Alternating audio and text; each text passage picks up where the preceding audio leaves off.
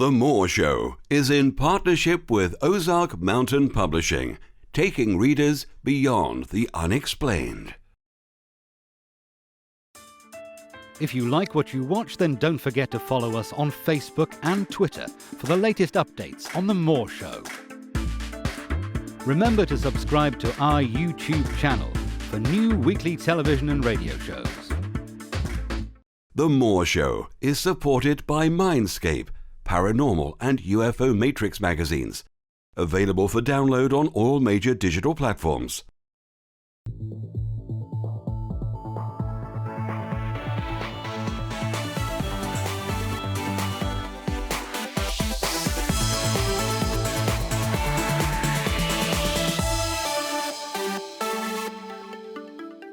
The comments and views expressed on The Moore Show are those of the people that make them and do not necessarily reflect the view of Kevin Moore, The Moore Show, or this radio station and its affiliate or sponsors.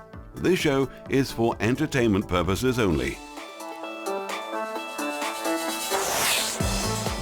Broadcasting live from the UK and across the world online.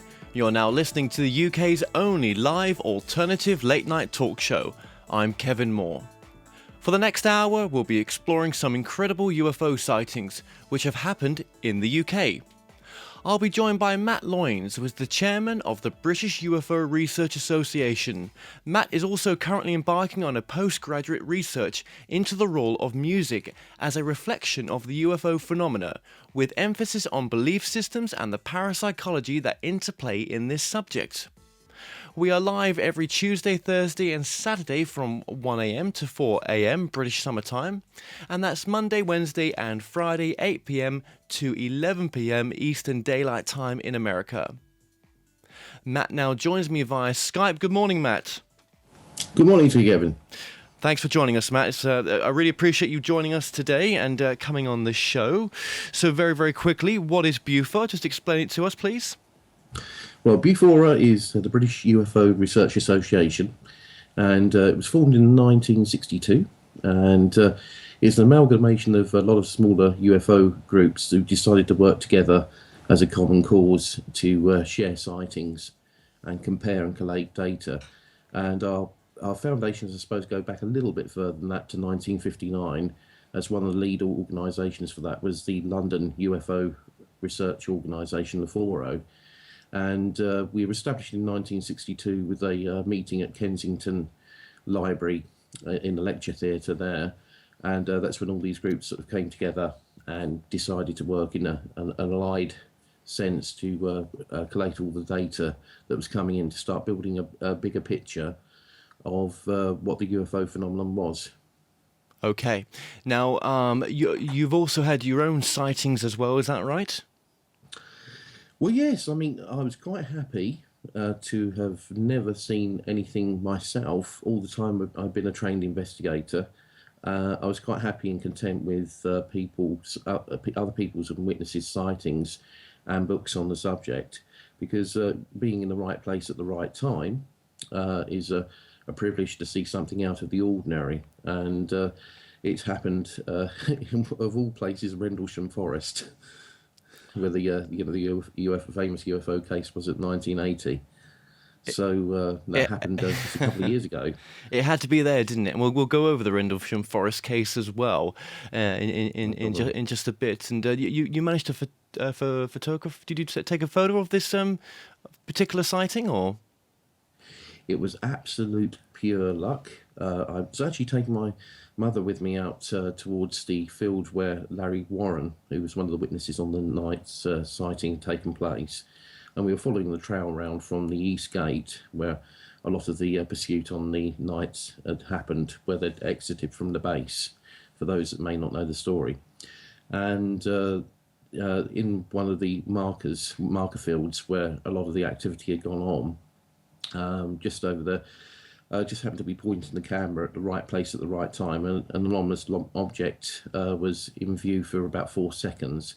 If we'd been looking the other way and looking towards a lighthouse instead of in the direction of the trees towards East Gate, it would never have happened, and just captured it. And it was just hours before I was due to speak at the Woodbridge Hall conference as well. But we wanted to get the photograph back home and have it verified, and it was passed around the all of the committee, and especially our photographic expert Mark Eason. And it didn't come back as an insect or anything like that. It was inconclusive and very anomalous in the way that the radiation field was seen above a disk object. And you can actually see that on the website if you go to 2011 articles. It should be the first one up on the page there on bufora.org.uk. And if you just click on the read more section, it will open up and then go down to the sighting and the picture of that.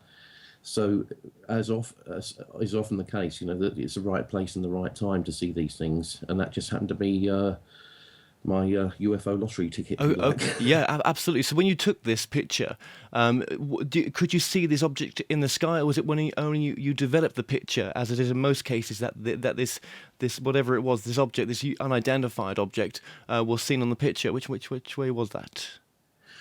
Well, we saw something that looked rather strange for the duration. It just happened that we had two cameras on us, and right. I was taking her pictures and I was taking mine, just of the area. We weren't even thinking about anything up in the sky, and it just happened to be there right. For a very short duration. Of course, then I put my investigator's hat on and started looking at the airbase, the decommissioned airbase, and to see if there were any things like microlights flying, and also check around for all sorts of things in the area before we then moved back on to the trail.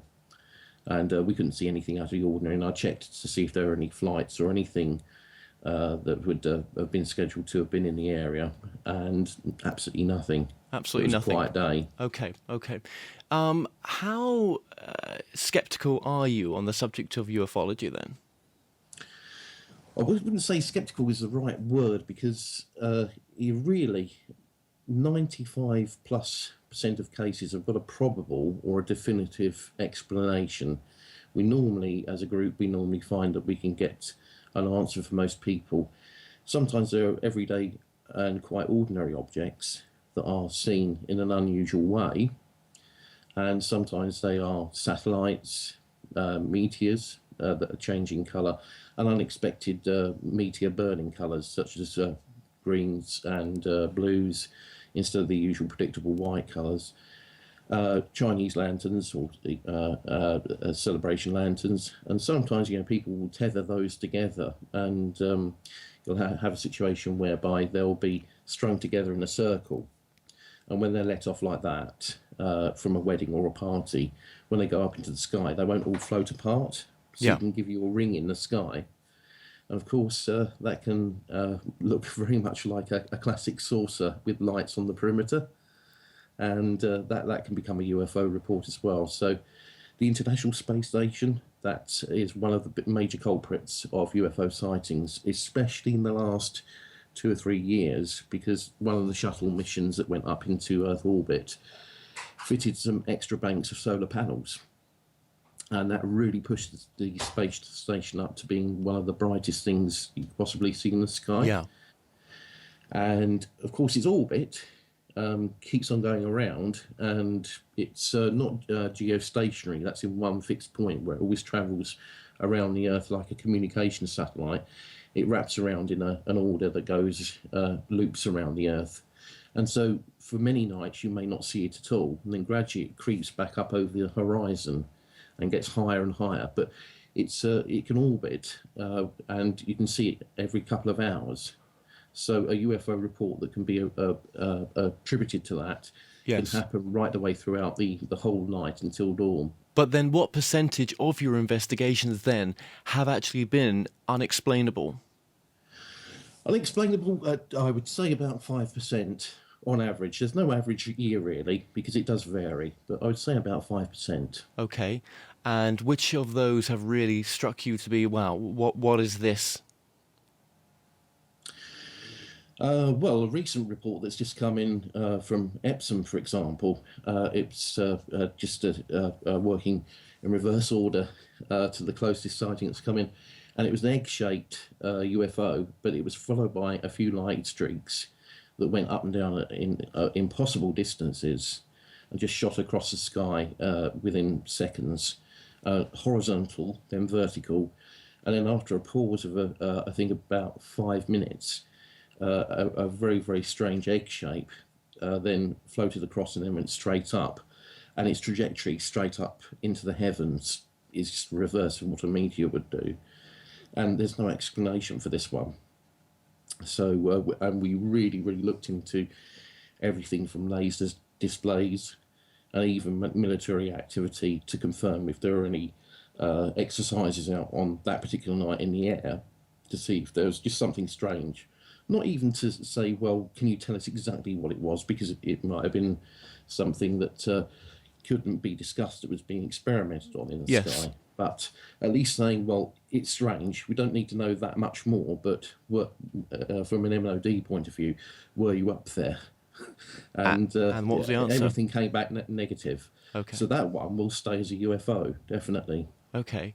And how much research have you given to this field? How many books do you read on the subject, and how deep do you go into the whole ET subjects and the whole sort of realms that these subjects do? Because you can go the very far end with these type of subjects as well, can't you? When you look at the regression work and you look at the some of the von Daniken work and the Zachariah stitching. I mean, how much research have you done, and where's your boundaries with it? With research, the UFO subject just is so huge because it covers such an overlap of spirituality, the physical world, and how UFOs manifesting themselves, especially the unexplainable ones. You've also got the history side of things, whereby anomalous sightings have been reported right back to cave paintings, that far back. We've been seeing things for hundreds and hundreds of years, and even with our advances in science, there's also branches of the subject where people have a belief system which doesn't necessarily need to have everything explained in pure physics and science, and who's to say that they're wrong as well? So it's all about really the human side of the subject and also the science side of the subject as well. It covers so many angles and it overlaps into so many areas.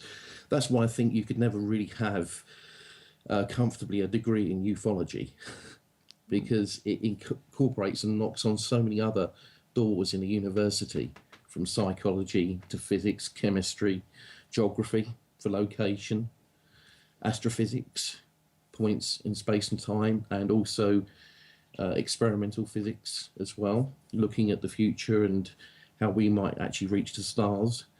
That it's just mind-blowing. So my advice to anybody is to say, read as many different books from as many different viewpoints as you possibly can, to make sure you've, as you're making up your mind about the subject, you come to your own very, very broad view and conclusions. Okay. But surely witness testimony is the best that we have so far. And why are all these people coming forward to say that they've either was part of they had relatives of people that were there at crash recoveries, or they had a sighting. What would you call it? Is it experience of the third kind or the fourth kind? What is the one where if you're just viewing, you're seeing it? Is that the third kind? Well, CE1 is just viewing an object. CE2 is, in the classic Alan Hynek classifications, is seeing perhaps interacting quite close to an object. Second kind, yeah. And the third kind is when it starts getting to be a very personal experience. Okay. Where there can be cases of missing time, or recollections of abduction. Well, are these people mad? Absolutely not. No way are they mad at all. Because the thing is that though there may be many explanations for different stages of sleep paralysis, there may be different effects whereby somebody may have actually dreamt an incredibly vivid dream that makes them feel as if they've actually been in that scenario, or it could have actually happened to them. The witness is absolutely paramount, that in their recollections, we will always say that we believe you have felt and experienced what's happened to you. But obviously we will try as a group to see if there are also any other underlying orders, because we'd like to look and see if there are any things like medical conditions that are causing lucid dreaming, which are causing vivid dreams, or sleep deprivation, and so on. But then you do get to a point whereby if somebody is actually in the absolute pink of health and they've got those recollections, we'll always take it on merit that we believe what they've gone through. Because in some cases, there are marks to go with this, with some of the reports. And in fact, one of our case file specialties is a vehicle interference report. Now in that, we've got cases where planes, submarines even, and so that's USOs, which is unidentified submersible objects, have been sighted around boats. It's not always about aircraft and things in the air, but also on the ground. We have cases of occupants, let's say of a car, experience missing time. Now, Okay, Matt, we've got to take a quick break here. Now, we're going to get back into this after the break. Stay tuned, and we'll be right back. The Moore Show is in partnership with Ozark Mountain Publishing, taking readers beyond the unexplained. Visit themoreshow.co.uk/shop to purchase products and services from your favourite past guests. If you're new to this site, you can also catch up on the previous television and radio shows through YouTube and the Moore Show website. The Moore Show is supported by Mindscape, Paranormal and UFO Matrix magazines, available for download on all major digital platforms. Broadcasting from the studios of Radio Cardiff, you're now watching The Moore Show. Welcome back. I'm currently joined by Matt Lyons, and he's been telling us about UFO sightings in the UK. Matt, welcome back to the show. Hello, Ian. Matt, just before the break there, we were just saying about the vehicle interference and other such cases that are related. You even talked about submarine interference as well, and military base interference. So just finish that off just very quickly, and then we'll move on to so much other work as well that you've done. Well, the vehicle interference report is something that's actually compiled with cases that go back before even we were formed, and they're all to do with machine malfunctions, and that includes not necessarily even seeing a UFO in the first instance around something like a car, and either a strange orb may appear or a red mist, and you can have 4 occupants of the same car, maybe you imagine a family, and you've got the driver of the car who blacks out and recounts missing time. The passenger is aware of everything and may argue that they don't think there was that much missing time going on, and they maybe have something like they're subject to radiation burns or rashes that come up the following day, but none of the other occupants have this. 2 children in the back seat of the car, and one of them could be absolutely calm and at peace with what they've seen. The other one could be absolutely terrified. So it's interesting that sometimes in UFO cases you find that when they affect equipment such as a car losing all power, that if it's a single occupant or any number higher than that, very often when you compare witness statements, they can be affected in so many different ways to the same sighting, and I find that absolutely fascinating. So that's one of our projects, and also part of the vehicle interference report is seeing things like planes actually just lose power and then everything comes back up on board as if nothing's happened in pursuit of the UFO. Yeah. So there's many of these cases. Sometimes they're very, very short entries because we can only get as much data as we possibly can. But they're compiled from cases all over the world, not just the UK. And one of our long-standing members, who's been there virtually from the start, Jeff Fowler, who's a keen astronomer in the Channel Islands, and he's been compiling it, and it's a rolling project. It never actually closes, but we just keep on adding to it and adding to it. Absolutely. As a specialism of a kind of set of UFO sightings. And your degree, just very, very briefly, just tell us about is it a master's you're studying for, or undergraduate? Yes, it's basically it's basically going to be embarking. I've decided to move on, and I'm going to be doing a postgrad in music and how it's affecting in belief systems. And it's specifically going to be geared. We're just discussing the thesis at the moment and how to go down the path that suits the university rather than me just going off and writing my own book. But it's going to be based on how the extraterrestrial influence has happened in the media with music, and also its effect that it can have in films in making sequences more profound or more scary. The psychology of music. For example, if we take something like the scariest horror film you can possibly imagine, that you wouldn't want to be sort of watching it on your own at 1 o'clock in the morning. Yes. And then you turn down instead of having the scary film score with lots of low strings and maybe thundering sort of timps, you then fade that out and then put something like some music from Spike Milligan or The Goon Show on. And suddenly this horrific monster or whatever it is suddenly reduced to looking quite comical. Okay. So if it's an experiment anybody can try. Okay. So it's just one very, very small example of how powerful the medium can be. And it also ties in with the fact that I'm interested in UFOs that can also, the sort of sounds that they emit, getting to the more scientific side of sound, and how they're portrayed in the movies. Now, most UFO sightings are actually silent. There's not that many reports that you get where they actually make any noise. But you hear, the sounds that they're making in the 1950s and the 1960s B movies. And when that tin army hat comes down from the sky, wobbling on the pair of bit of string, you get a theremin, don't you? You get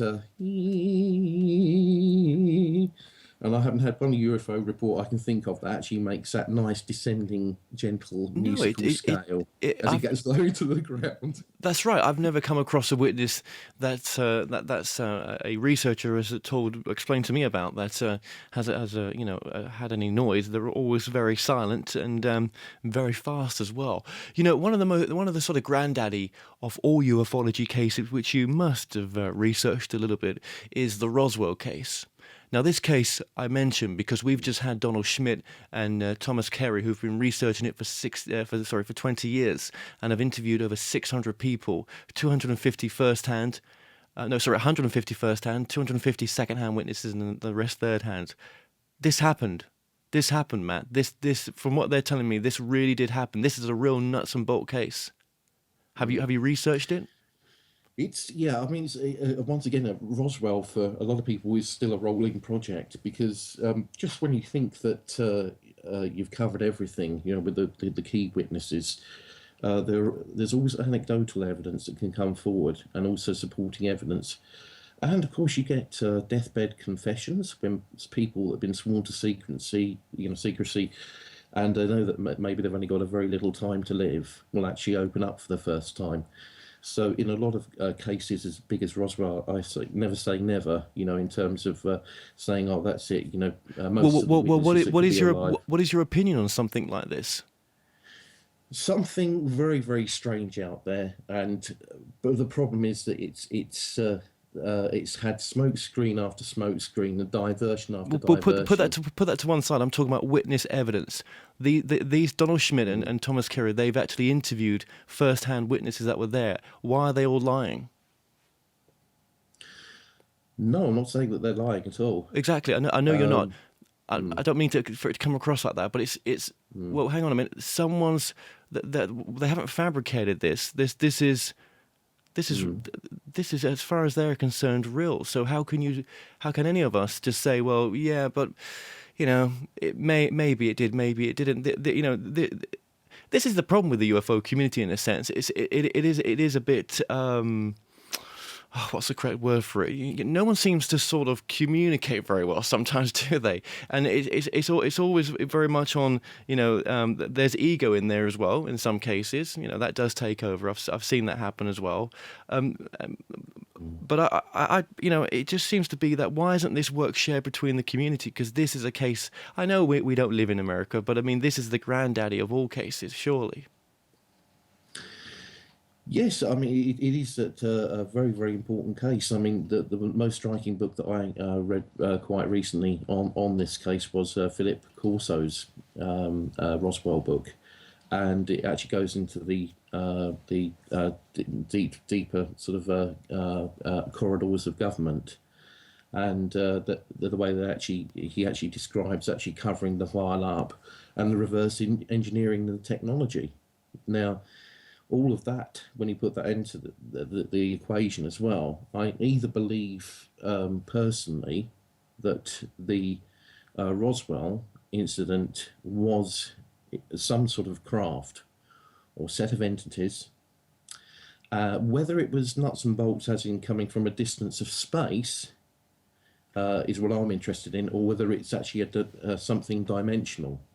And from that point of view, I'm also interested to know whether possibly it could even be ourselves from the future that were maybe trying to observe an earlier part in our Earth history, remembering that we were just on the point of developing further with nuclear weapons and warheads, and having a look at this part of our history and what should have been an observation platform for this craft, with the electrical storms that were happening in the area, uncloaked it and everything went wrong and it became viewable in our time. And so crash retrieval. And of course, if you've got something like that, if it's a time travel situation that could either be us, or it's way, way ahead in the future, maybe not even looking like ourselves anymore, or it could even be extraterrestrial, or extraterrestrial in a dimensional point of view. There is just so many avenues of physics that we have yet to grapple. Well, that can produce something like this. Yes, and that comes to the next question, really, that, we talk about this worldwide cover-up, not just UK cover-up. I mean, it's just a worldwide cover-up in a sense. But is it a cover-up of ignorance? Because, our governments just don't understand what they are, who they are, and why they're here. I think you're absolutely right, because we are quite happy to see governments falling apart at the seams in science fiction films, not knowing what to do, and the friend or foe situation. But we forget that, in reality, anomalous objects can be scary. And even in situations whereby we've got objects that we've actually identified as not UFO, such as ball lightning or earth lights, which in the UK, for example, travel along the Pennines. And you can have lots of different lights that are all going at different speeds. And sometimes they actually get attracted or repelled by one another and cancel one another out. But if you've got a passing car there who's witnessing this light show going on, which is quite rare and beautiful, but also quite scary, that's not even close to even something like a flying saucer, which is a shaped object or anything like that. And that can be quite horrific. If you've got something that could be extraterrestrial or extra dimensional, well, then even more so. We then crank up the scale by 100-fold. Yeah, absolutely. And do you think they have our best interest at heart? Do you think it's multiple races visiting this planet? Do you think? And to say that statement implies that there's lots here, but I don't think it's unless they've got some kind of stealth technology where they sort of make themselves invisible.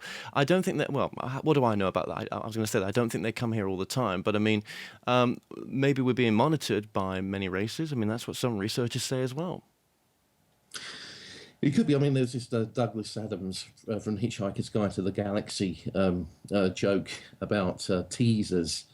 Where they joke when the Ford prefect and Arthur Dent are going around, and he asks, "What's a teaser?" Well, that's somebody that actually goes out of their way to land on an Earth-like planet that hasn't made extraterrestrial contact yet, and goes down and wears a beep beep helmet on their head just to actually freak out the locals.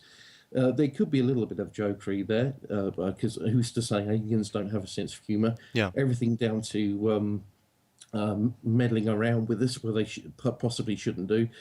We can't also accept that possibly that all races are going to have that noble Star Trek prime directive just to observe and not actually meddle around. And of course, got the series Ancient Aliens that goes so far back to all of these pieces of architecture in Egypt, whereby they seem to have been cut by lasers. The precision on the objects is just so precise and to the point of being absolutely bedazzling. I mean, you can measure them with more precise than set squares and all the modern instruments that we've got.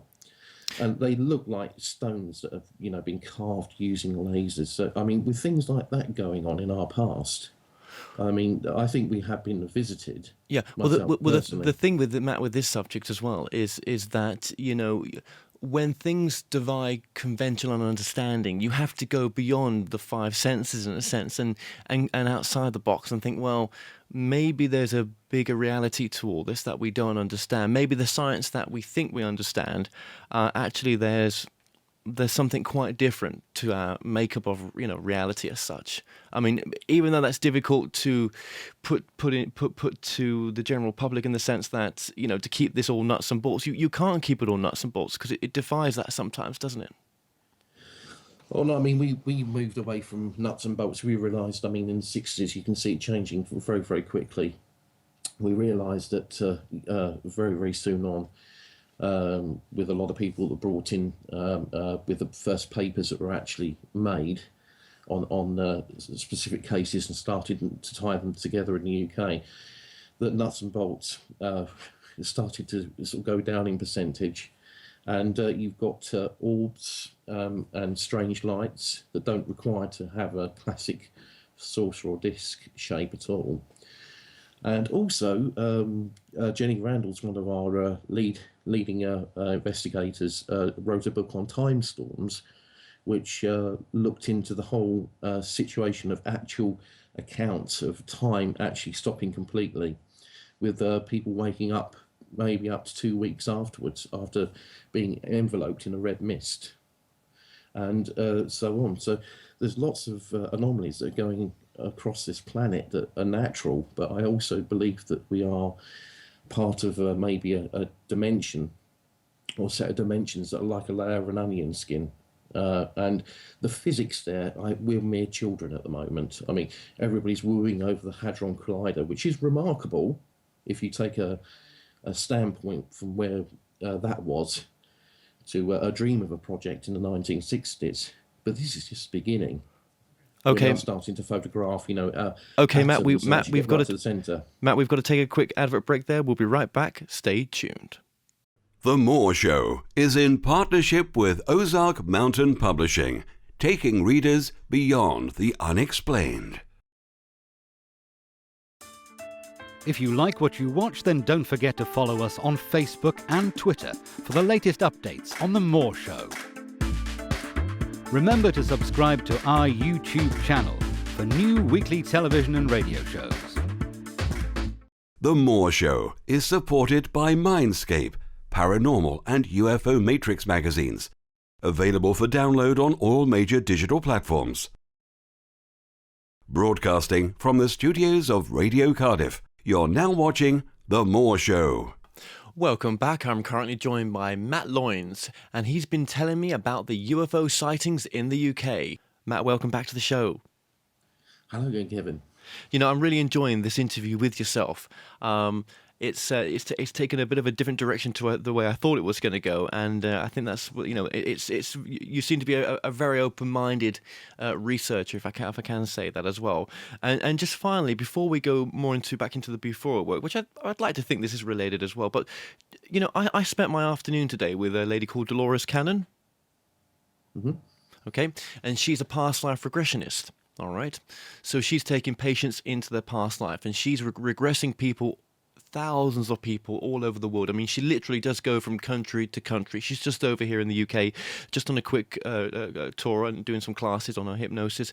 But she's also constantly writing books, and a lot of her material is based on people's regression, and they are all saying the same thing from different countries, and they don't know each other.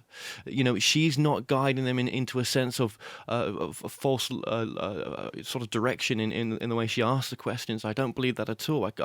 You know, these people are reporting that they've all had past lives on other planets, for example, and the reason that you know, a lot of these abductions are happening is they're abducting their own people that are reincarnated into a human form this time. She talks about the work that she's done with the greys that come to this planet, where they're looking after us. They would never make themselves known, but they are, you know, custodians of the planet. I mean, you know, I know your research doesn't allow it to sort of delve into these areas because, you know, and I appreciate that you like to keep it as much nuts and bolts as you can do with the panels of people that you've got in on BUFORA. But what's your opinions on it? Well, not so comfortable with the hypnosis in terms of the context of the possibility of bringing back out false memories. I mean, we actually held a big moratorium on this in the 1980s, and it just came to that we had a lot of people on the panel that contacted various people in professional bodies way back then, and it's just a standing point of ours that we don't use hypnosis in witness investigations in those types of category of CE3. It's more to help the witness to actually come to terms with their experiences in their waking state, and to rather than go back and possibly bring out some intermingled memories. But having said that, I've always been very, very fascinated with the concept of inherited memories, you know, that have been passed down from generations, which are a sidestep from what we need to remember about ourselves in order to grow into adult human beings, and so on. There's all those branches of the mind that obviously fascinate me. But we are actually running a project which, because quite a lot of people actually have what we call the dark side of the abductions, which are the more frightening experiences, such as maybe being found on a table and maybe being medically examined, and all of the horrific scenarios. I mean, accept that those witnesses, what they're going through, and this is very important I say this because it so often gets taken out of context. We accept that their experience that they're going through, we do actually feel that they are real. It's just that we purely actually just won't use the hypnosis. That's all that makes us different. Fair enough. No, that's fair enough. I mean, I will say that her, you know, you should consider, you know, getting her on one of your conferences in the future, because I like to think that it's fair enough to say, look, you know, let's look at everyone's work. Let's not just, you know, deny that the work's there, because it makes you just think from a different perspective. That's all, and I think it's healthy to have an open mind. But I do respect, you know, what you're saying, and you know, I do love the work that your organisation does, because, you know, where else can people turn to when they've had an experience? I mean, the MOD have shut down its hotlines, for example, where you can call up and report UFOs. So, you know, you must be a great comfort to people to be able to come to at least say, look, I've had this experience, or I've seen this. What's your opinion? I mean, do you not find that people are comforted by coming to speak to an organisation like yourself? Well, indeed, just backtracking onto the abduction side of things, there is also we're running a project, and we're hoping to get a speaker over from Switzerland, or at least Skype him in to the conference if he's not available, to come over live at the conference in Glastonbury in 2014. Yes. And he's actually looking at abductions and out-of-body state experiences. But with a difference, we always hear about the dark stories, but these are actually case studies that we're looking at where people have actually suddenly, they've had this experience and they've actually become artistic or poetic afterwards, where they didn't have those gifts before. Right. And it's actually changed their lives for the better. Like very often, a spiritual shift, for example. absolutely spiritual because of that experience, rather than maybe distress, and how their life has actually taken on a whole new direction from a positive side. But unfortunately, because of perhaps the bitter aftertaste of the X-Files and all of that stuff that permeate into the media of abductions always being considered as a negative thing, it can cloud over these experiences. They hardly ever see the light of day, and we just wanted to put this forward to make sure that the balance gets redressed a little bit. It's not always necessarily a dark experience. No, absolutely not. And you must always be having new cases come to yourself, and I do want to get you back on for the syndicated radio show when we go live and syndicated across 16 stations in the UK, 3 nights a week to 5 nights a week, if I can do the 5 nights a week, but we'll see. Definitely 3 nights a week, and I want to get you back on for that to give you a place on the show where you can come and talk about the latest cases as well. I'd love to do that. That'd be a pleasure. And also other members of our team as well, because I'm just one of a big team of people with different specialisms, and everything from psychology to crop circles, to specifically vehicle interference reports, and also C3 cases, and all sorts of things such as media influences. There's a whole basket of different people here. Well, you're doing it. You're doing a good job, Matt. Trust me, you're doing a good job. And a couple of cases I just want to talk about as well. On your YouTube page, which we'll link up on the website, you've got a bit of UFO footage there from I think the Tunbridge Wells. Sorry. And just tell us about that footage as well. Why did you post that up, and what's special about this footage? Well, in fact, the thing about this one is it's an area I know very well, and I know the park where it actually happened. It's not too far away from me, and the reason that I actually contacted this person because they gave us a brief contact, but then I saw that ITN had done to it, which was to almost ridicule the witness and go, "Oh, this is this aliens, flying saucers." And I know that is actually a banking point for aircraft coming into Gatwick. And when they're going at different angles, people sometimes underestimate how bright the halogen lights are from these planes. They're getting brighter and more intense all the time compared to what they were 10, 20 years ago. And we actually came to agreement. He was quite happy with my explanation that in this particular case, he'd actually seen an aircraft just banking at a very, very peculiar angle, but seemingly in suspense for a long time, just because of the way it was coming into Gatwick, one of the local London airports. And he was so put at ease and said thank you, because I sent it to ITN, and they did the usual corny thing, which was put the X-Files music on and go beep beep beep, this aliens. They did it in the tongue-in-cheek sense that, and he didn't get interviewed or anything like that. And I said that we'd actually put that up with without the music, and also so he sent me the straight undoctored footage. And it is a relief to witnesses to be able to come to us, because one of the most important things we've got is that one of the fundamentals of our organisation is the fact that we guarantee witness confidentiality in all cases, unless somebody's then happy to have their full name, well, not address, but at least their name published if they want that. But we will say, you'll become Mr. Smith of some near town or so on, so that they've got complete confidence in reporting a sighting, and that that makes a lot more people, I think, come forward to us. Well, because that's they know right. that it won't get turned necessarily into a news story. That's right, and that's what makes your organisation different. Well, that's one of the great points. There's many of the organisation that you're running, and one of the other pictures that we've got as well is the Pitlochry UFO case. Can we describe that in 2 minutes? Is that possible? Yes. We're condensed version. Contacted by newspaper The Courier in Scotland, and it was actually the same object but with 2 different mediums of recording. The first one was a mobile phone in the morning, and this produced this weird diamond-shaped white light with a blue, very, very much a blue background.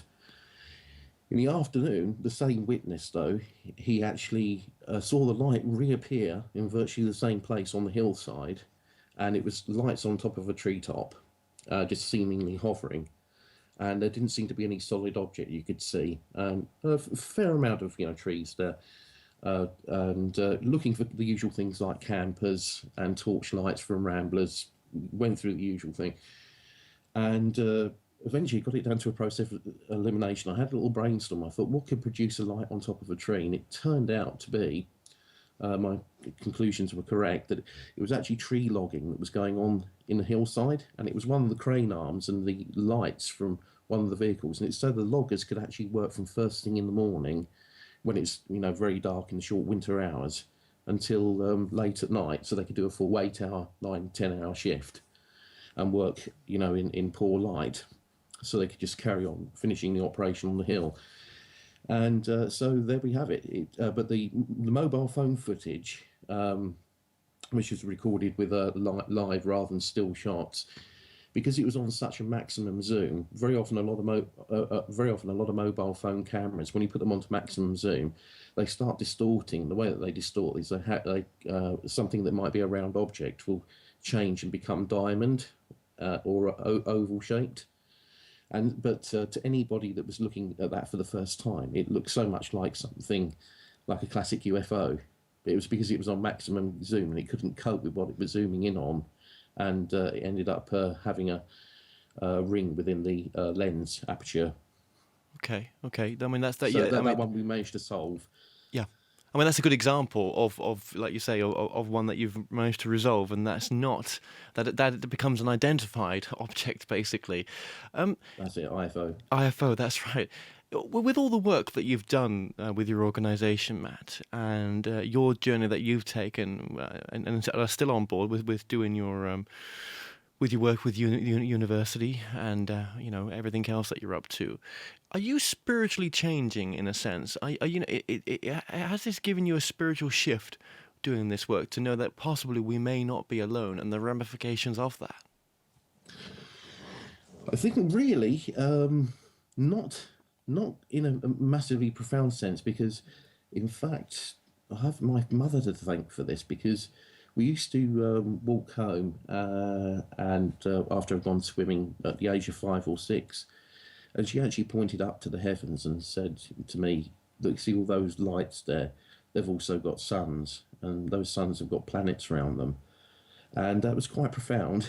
But that started to have the influence on me that I thought, well, we aren't alone. And then television shows such as UFO came along that I watched, the Gerry Anderson series.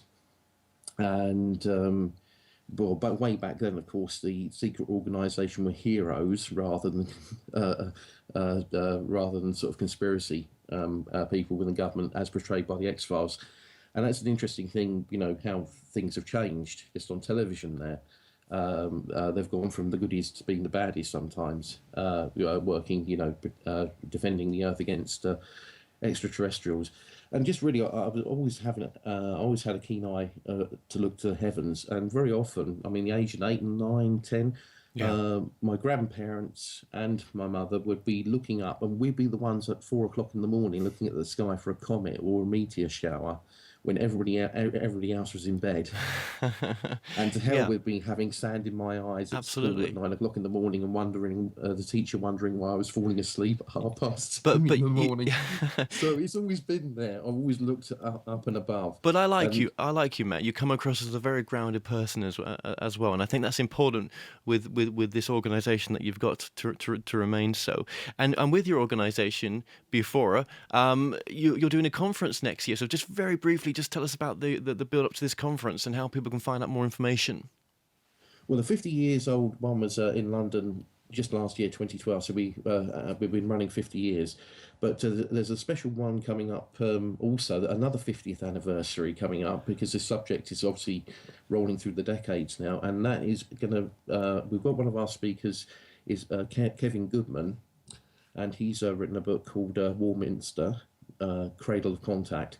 And his is just one of many books started off by somebody before him called Arthur Shuttlewood.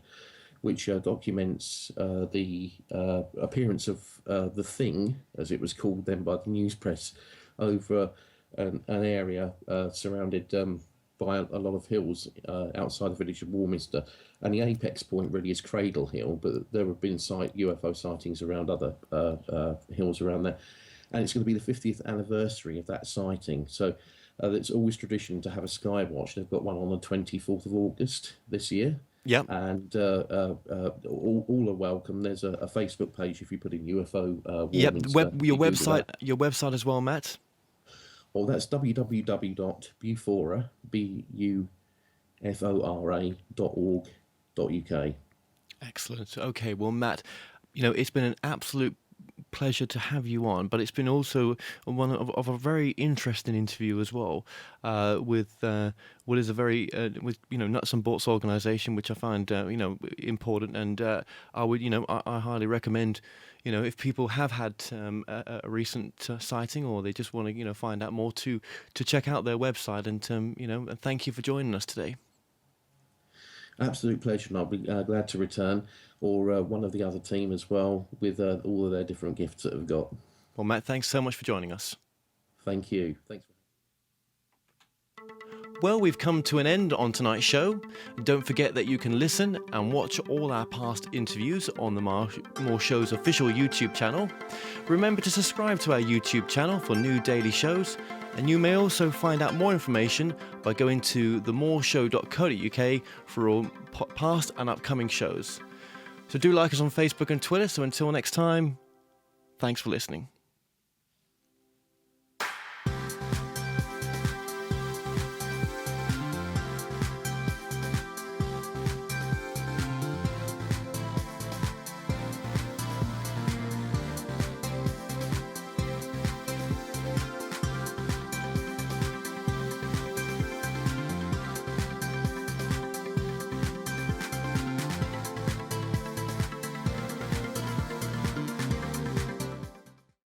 Visit themoreshow.co.uk/shop to purchase products and services from your favourite past guests.